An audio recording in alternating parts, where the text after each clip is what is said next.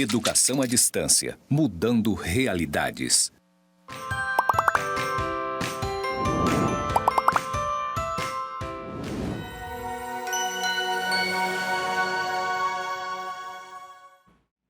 Saudações, pessoas! Sejam bem-vindos aos cursos do Instituto Federal de Educação, Ciência e Tecnologia de Rondônia, o IFRO Campus Porto Velho, Zona Norte. Você está na jornada de metodologia dos trabalhos acadêmicos e científicos. Neste episódio, ensinar exige rigorosidade metódica, o método. Vamos iniciar com a minha audiodescrição. Eu sou uma mulher parda, de cabelos pretos na altura do ombro, aproximadamente 57 quilos e 1,64 m. Estou com um vestido de busto rosé e saia floral. Ao fundo está a plotagem dos estúdios em tons cinza, verde e branco. Ao meu lado direito está a nossa tela interativa e o meu sinal para a comunidade de Libras é Anabela. A gente não poderia deixar de começar, senão com ele, Paulo Freire. É o Paulinho, fofo. Lá na página 29, o Paulo Freire traz a seguinte exortação. É uma das condições necessárias a pensar certo é não estarmos demasiado certos de nossas certezas. Por isso é que o pensar certo, ao lado sempre da pureza e necessariamente distante do puritanismo, rigorosamente ético e gerador de boniteza, me parece inconciliável com a desvergonha da arrogância de quem se acha cheia ou cheio de si mesmo. Tudo. Não preciso nem falar nada depois disso. Mas olha que lindo. Vamos só reforçar. Uma das condições necessárias a pensar certo é não estarmos, olha só, não estarmos demasiado certos de nossas certezas. Ou seja, a verdade é provisória, né? A incerteza é uma constante. Você nunca está acabado, nunca está pronto, nada está pronto, sempre está em inacabamento, em construção. E é assim o conhecimento científico. Ele é um processo, ele é um gerúndio. Mas para que ele se caracterize como conhecimento científico, mesmo que ele esteja numa constante de construção, desconstrução e reconstrução, como aduz o Pedro Demo, ele precisa observar determinados métodos, determinadas práticas, determinadas normas. E nesse episódio a gente vai falar sobre o método científico. Em outros episódios, se você não assistiu, corre lá, assiste e curte, dá o seu like, o seu joinha. A gente falou do método a partir do plano cartesiano e do paradigma da complexidade. Um inspirado em René Descartes e outro no Edgar Morin. Agora a gente vai trazer uma especificação desse método do ponto de vista didático-metodológico, para compreender como se faz essa estruturação de uma pesquisa. Quando você define que você vai fazer uma pesquisa, por que você vai fazer pesquisa? Professora, por que a gente está falando de fazer pesquisa? Bom, você define que vai fazer uma pesquisa para você investigar um quê? Né? O que você quer saber? Um assunto, um tema, um objeto, uma circunstância, uma situação, um contexto. E aí, esse que você vai investigar, que você duvida, será? Não poderia ser diferente?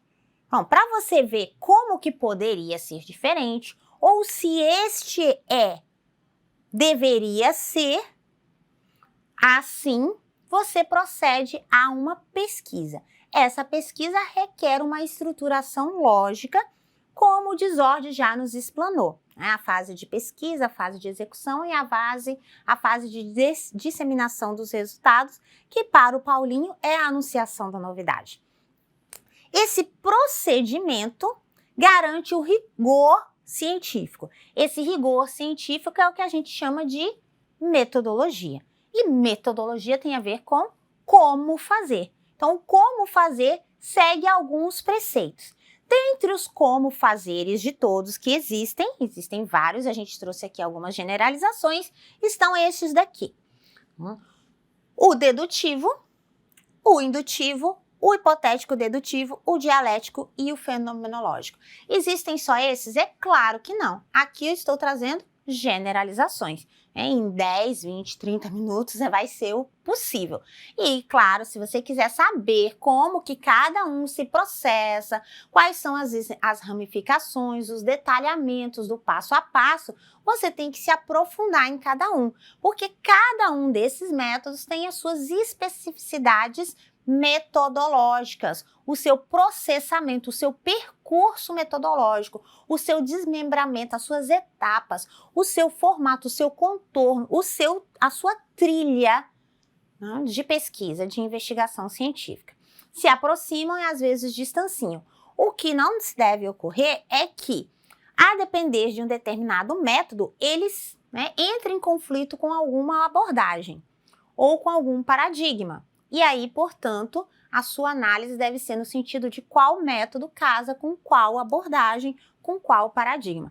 Por exemplo, se você está num paradigma da complexidade, em que a compreensão é de que o objeto deve ser compreendido num contexto, um método dedutivo, ou quiçá até mesmo o método indutivo, pode se afastar um pouquinho dessa abordagem, né, dessa compreensão.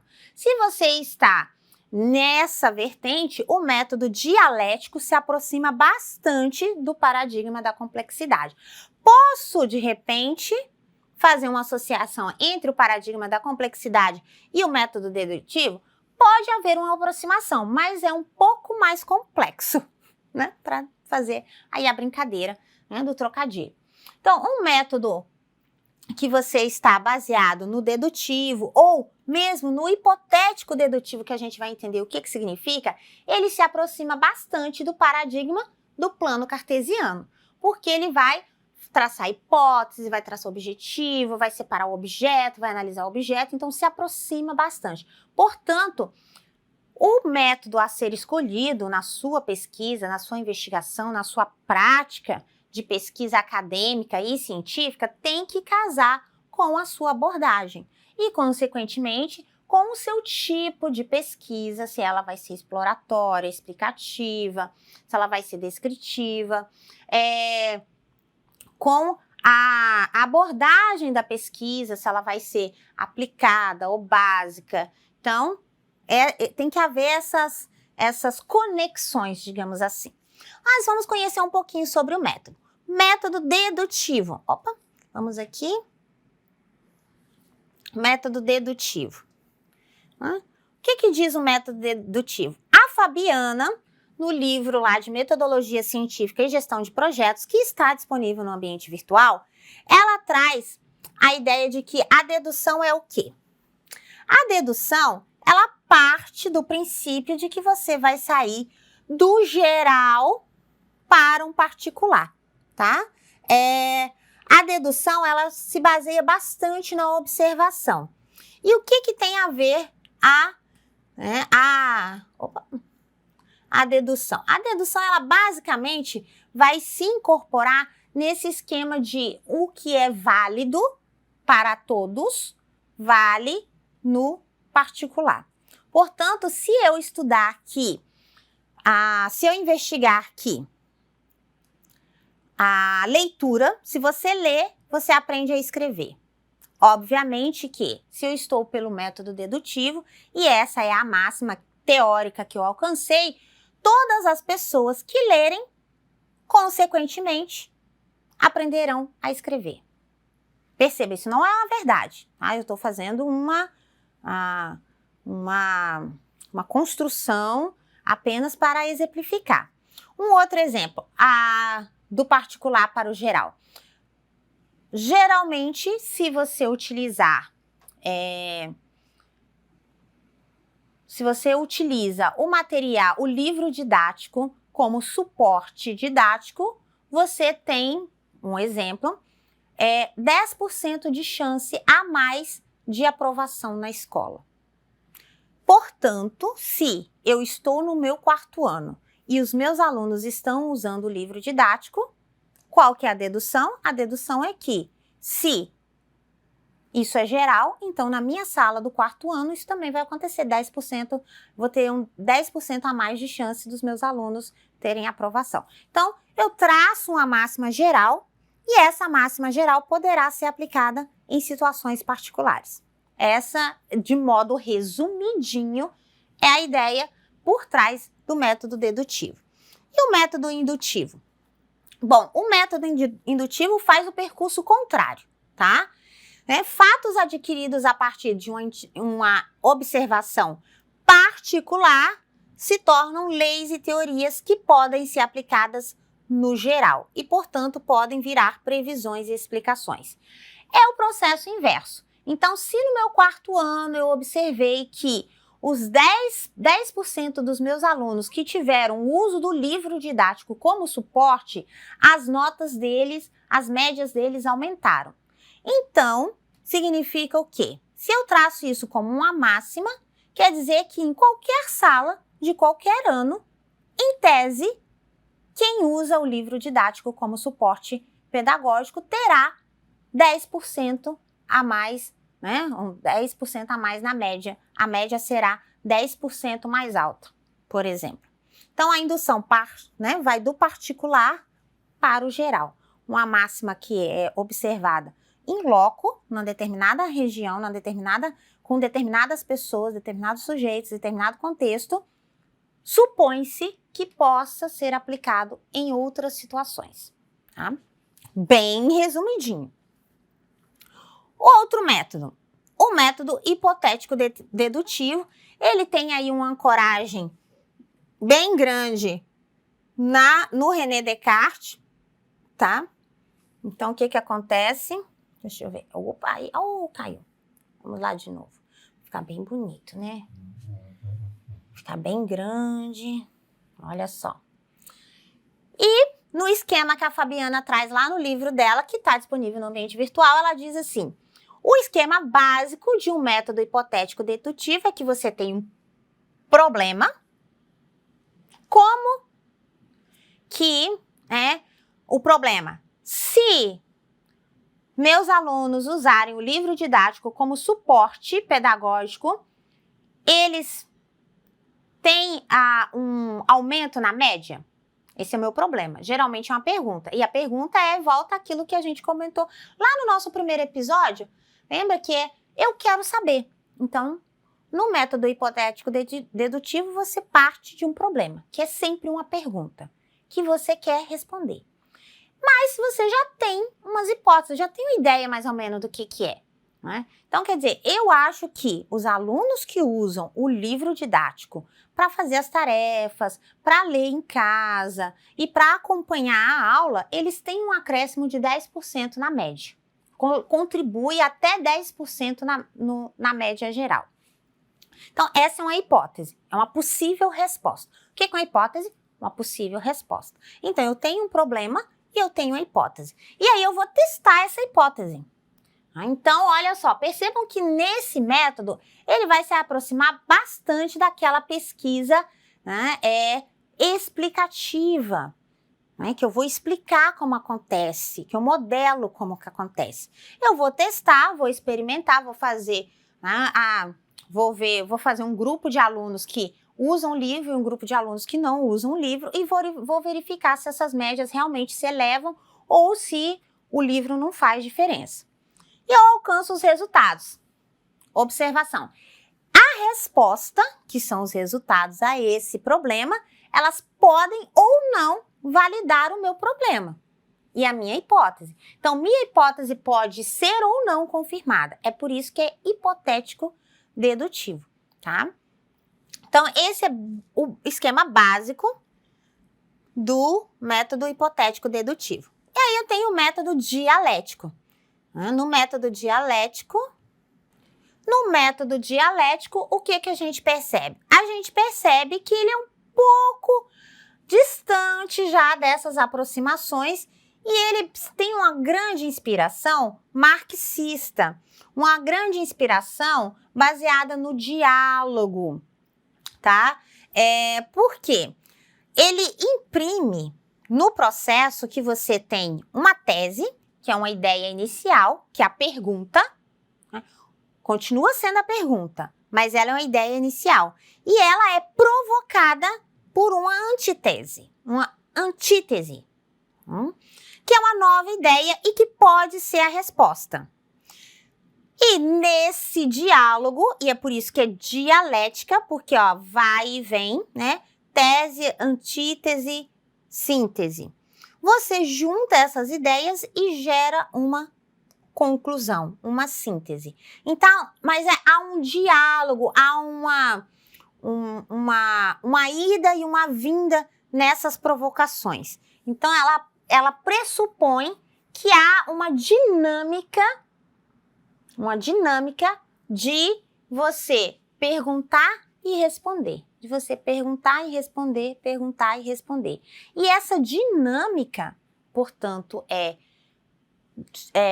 esse processo é dinâmico e por isso é dialético, porque você tem uma ideia e você é contraposto, né? Não é uma verdade já. Você se questiona, né? E continua questionando essa ideia inicial. Portanto, a sua resposta não é a tese e pode não ser a antítese, ou a antitese, mas vai ser a síntese, que é a dinâmica da reflexão entre essas duas provocações. Então, é um método caminhado mais para a reflexão dos sujeitos históricos, do contexto social, ok? E aí você tem o último método que a gente traz aqui para exemplificar, que é a fenomenologia. A fenomenologia, ela é um pouco mais recente do que o dedutivo, o indutivo, e por isso a Fabiana trouxe algumas especificações para completar essa interpretação.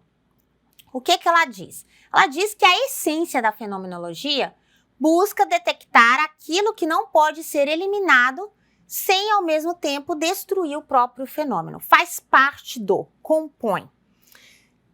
É quase um ciclo, né? Tem uma dinâmica. Esse fenômeno, ele refere-se sempre a alguma coisa diferente dela mesma, e nesse percurso está uma tomada de consciência. Para isso, você tem que ocorrer uma fidelidade para aquilo que se manifesta, porque o fenômeno é uma manifestação. Haverá uma atenção especial à experiência vivida, enquanto o fenômeno se relaciona diretamente, está contido e se realiza na experiência de vida, na vivência, senão não seria fenômeno, e propõe-se uma descrição fiel desses fenômenos observados, mas necessariamente sem explicar muita coisa. Os fenômenos que apresentam a consciência vão passar pela percepção, e aí você continua o ciclo, né? Que você tem uma intuição, a parte de uma intuição. A fenomenologia é bastante complexa, poucas ciências fazem uso da fenomenologia justamente pela complexidade de execução do seu processo, do seu percurso metodológico.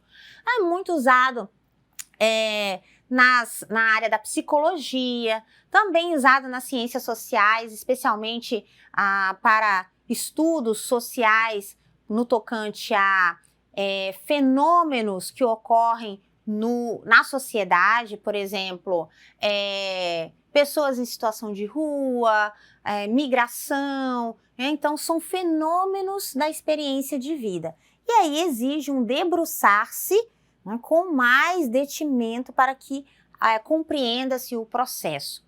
Então, de modo geral, esses são os métodos mais usados, ou aqueles métodos em que há uma maior recorrência na investigação científica. São só esses? Claro que não, mas em 20 minutos é o que dá para a gente apresentar, né? Claro. E com certeza não acreditem na minha, porque a verdade não é absoluta. Se você quiser saber na verdade, você vai lá, consulta os títulos que nós estamos indicando aqui, acesse o material, leia, curiose-se. Uma das grandes artes da ciência é justamente a curiosidade. Sem ela, percebam que em todos eles ainda tem o que move cada um? É a pergunta, é a inquietação. Né? Nenhum desses métodos existe se não houver a inquietação, se não houver a curiosidade em saber o que está acontecendo e como que pode ser diferente. Tá? Então, curiose, acesse o nosso material. Tá tudo disponível no ambiente virtual e, claro, aqui a gente trouxe generalizações. Tá? Espero que vocês acessem, continuem lendo e até a próxima. Bonanças!